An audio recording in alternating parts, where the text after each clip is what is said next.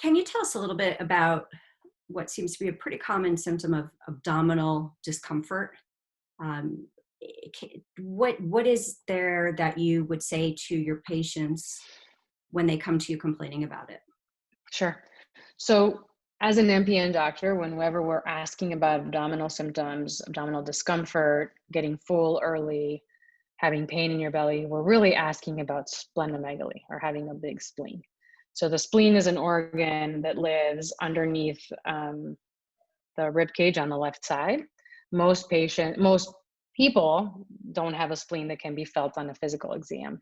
But patients with ET and PV, and most often with myelofibrosis, can develop splenomegaly or increase in the size of their spleen. And in addition to starting people on medication to prevent the risk of blood clots, if people have a big spleen that they have symptoms from, meaning they have abdominal pain, discomfort, getting full early, etc., that may be a reason to start a medication to help reduce the size of the spleen. And so for patients with myelofibrosis, if they have a spleen that is bothersome, then we usually start ruxolitinib or Jakafi to help reduce the size of the spleen.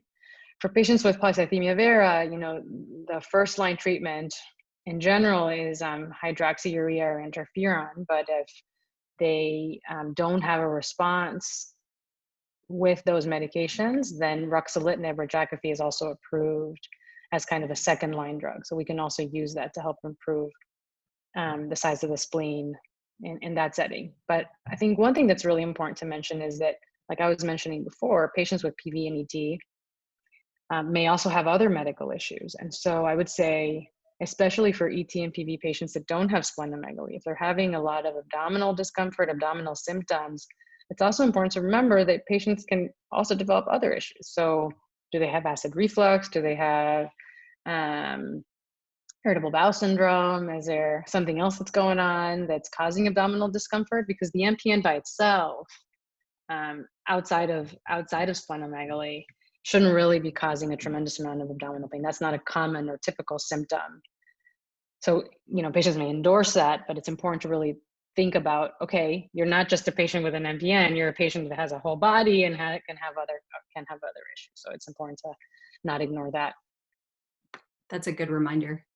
So I was curious, for those who do have an enlarged spleen as a result of one of the MPN, is there a time that you would treat it using radiotherapy or a splenectomy? When would that be appropriate?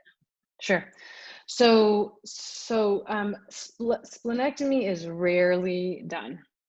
And for patients that have really big spleens, having a splenectomy or having surgery to remove the spleen can be associated with actually lots of complications, including blood clots in the abdomen, and even some patients can die of a surgery. And so it is something that we only do if we really have no other option. But it is important to really talk to the surgeon, make sure that it's an experienced surgeon. And it may be something to consider if you're going to maybe do a bone marrow transplant later, so that you're going to give somebody the ability to make blood again. And remember, the spleen grows because it's trying to compensate for the bone marrow, which is where blood is normally made. And so sometimes when you take away the spleen, people can have issues with having low blood counts or abnormal blood counts. And so it's something that we don't recommend very often.